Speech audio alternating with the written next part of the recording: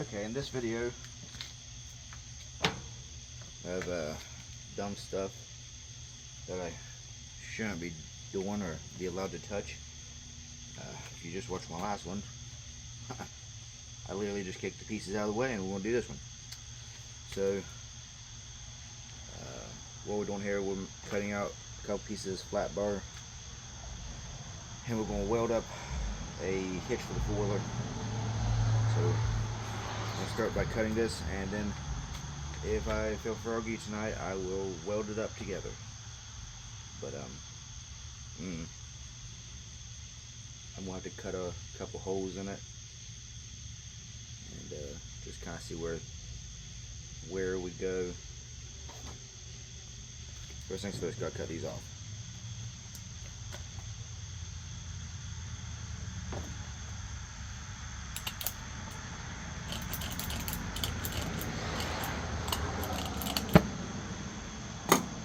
Wasn't expecting it.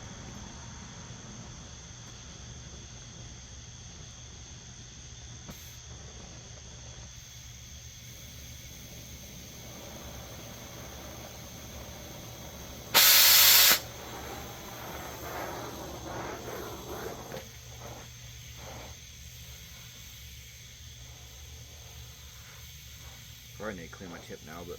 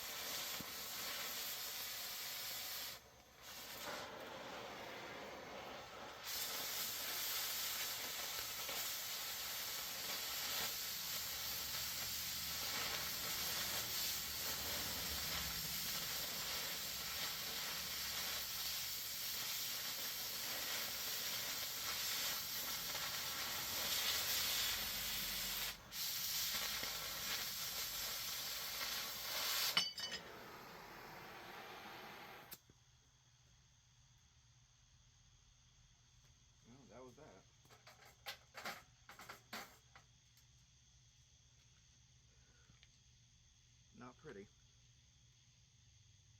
but like, I don't know, third or fourth time using it since I've got it. So most likely I'll take those in and just I'll clean them up tomorrow and weld everything up. Pretty thick plate, a lot thicker than I planned on using, but it's what I had laying around, so that's why I used it. Okay. Maybe you get to see the next part tomorrow. Or, yeah. Maybe it'll be tomorrow when you see the next part.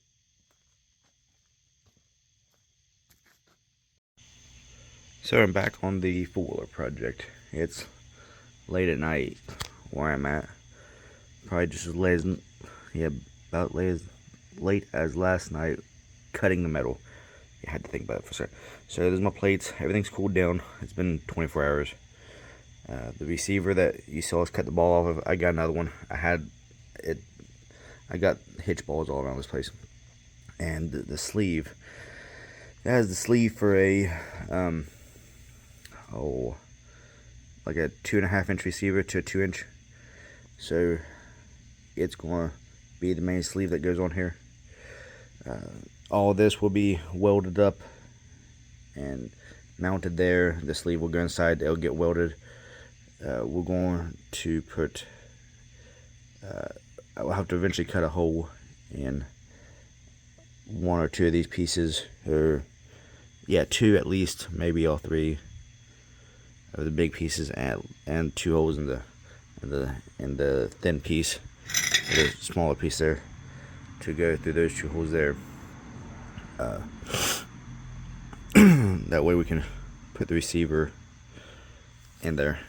I'd like to use it tomorrow down at my aunt's, but yeah, maybe not. I got a little wagon down there I need to pull around. I also have a couple other things. I got a fuel oil drum down there, the big oval shaped ones. It's in good shape. I might try to sell it. If anyone wants it, I'm going to cut it and turn it into a wagon, or two wagons, I guess. So I'm gonna take these over to the belt grinder, clean up the edges, and get everything ready for the welder.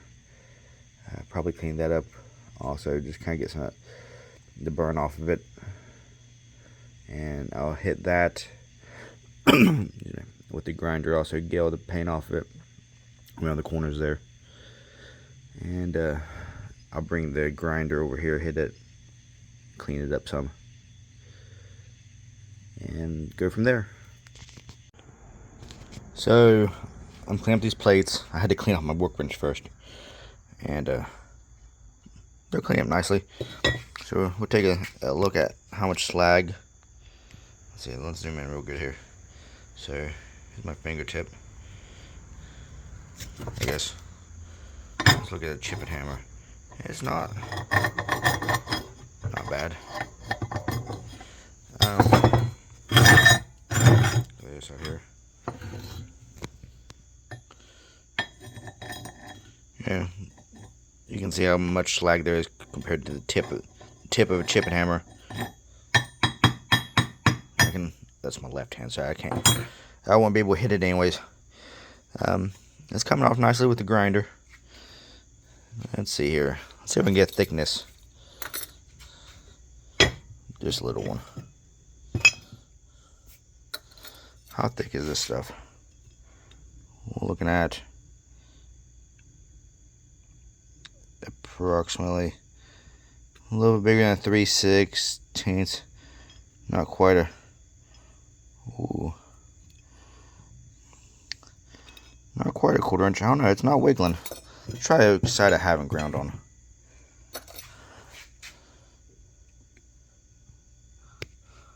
So actually, it's not going on there. So we're looking at 1/4 inch. I didn't realize it was that thick when I was cutting it. I'm sure I didn't have it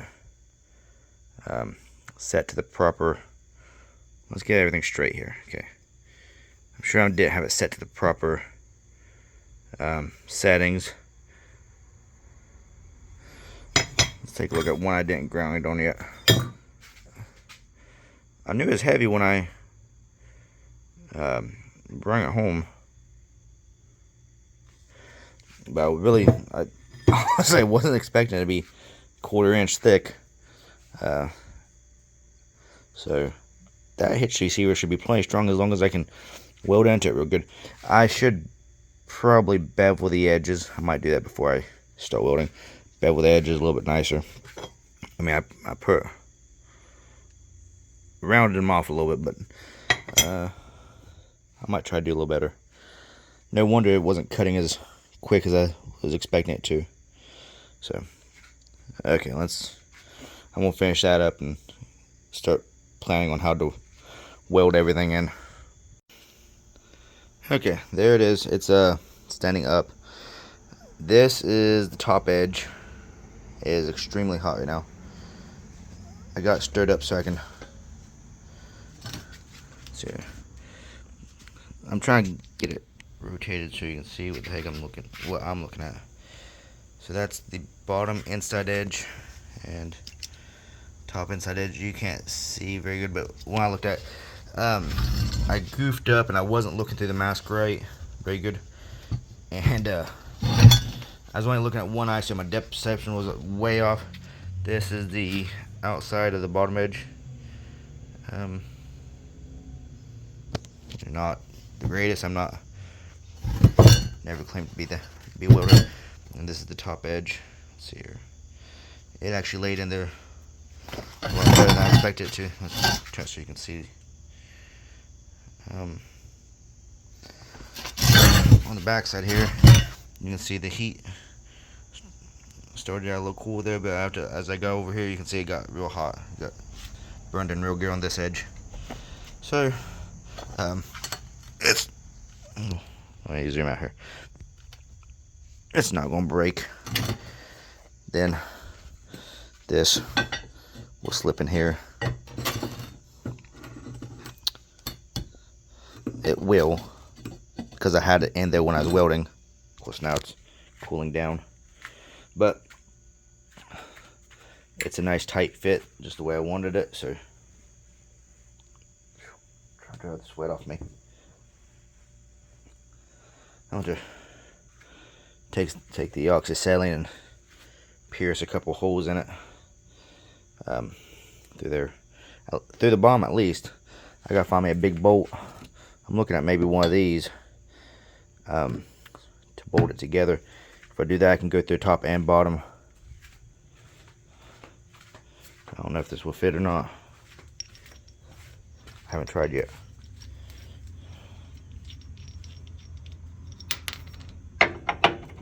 Ooh, nope. I could take the torch and widen that out a little bit, but I might just find another bolt. I got plenty, but I'd like to find a stubby good bolt. But there again, I might just lance that hole, make it a little bigger to fit this. But okay, on to that. Okay, I'm getting ready to dry test this in there. It's finally cooled down enough I can touch it. It is not pretty where I lanced those holes. I made the mistake of lancing the wrong side the first time. So what I was planning on being the bottom is now going to be the top, because I measured the back holes wrong. So it's going to be this way. If I need check-ins, put a spacer here for that and all that kind of stuff. So I definitely need both hands to get it positioned. Then I'll bring it back. Okay, that's how it looks attached so far. I don't have this welded in yet, but everything is very tight. You can see the bolts there, and that bolt That's just a random piece of all thread I had that was the biggest that would fit without having to drill out that bottom plate. And everything fits really nicely. The only thing I could have did differently would be put some washers in this gap right here, but it's not going to need it. That thing is so stout just the way it is. The only problem is I think I'm positive I might go ahead and do that. I might loosen those two back. No, I don't think I can. I might take it back off and grind down some of that edge right there and put some washers in there to tilt it up a little bit, because I'm holding my phone level. You can see I feel like it's dipped down some. I know it is. The camera doesn't do it very good, but I could feel it is. So that might be what I do. I might do it tomorrow, because I can weld that. I can go ahead and weld that in on the bench and grind that back lip down and find me some washers to lift that up to make it level. It sticks out pretty far, but that's so you can see how far it sticks out from the back. But that's the way I wanted it. So when I'm pulling one of the small trailers or something, it's not getting into my tires every time I make a turn. That's the thing I hated the most about the ball being right there on inside the back tires. I couldn't utilize it as well as I want to. I know this is way overkill for a 300, but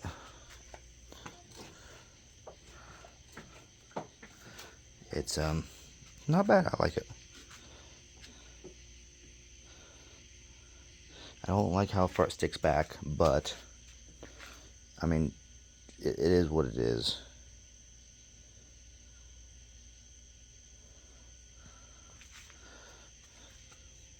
I mean, if it was stupid lawnmower, if it was for a if I didn't use the foiler for utility stuff, I definitely would have left it the way it was. But where I want to be able to pull the trailers, move everything around a little bit, pull behind mower, be able to make better turns, I think it'll be a lot better.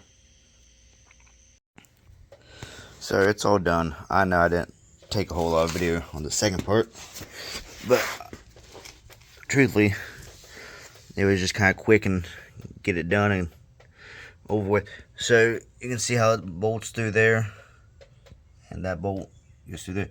I wound up using a couple washers to level it out. I think yesterday I showed that it was tilted down, and I didn't care for it. That's the wrong size pin, but it's fine. I mean, this thing ain't pulling, anything heavy. I just more or less want this for modular use.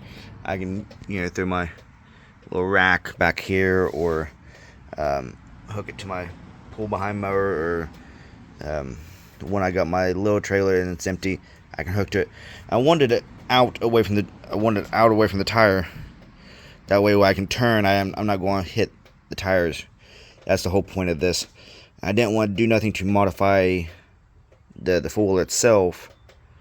I didn't want nothing crazy there. And there was one item I saw on Amazon. It was just literally a flat piece of plate that had 3 holes drilled in it. One for to bolt there, then one for like a hitch ball, and one was just a pintail,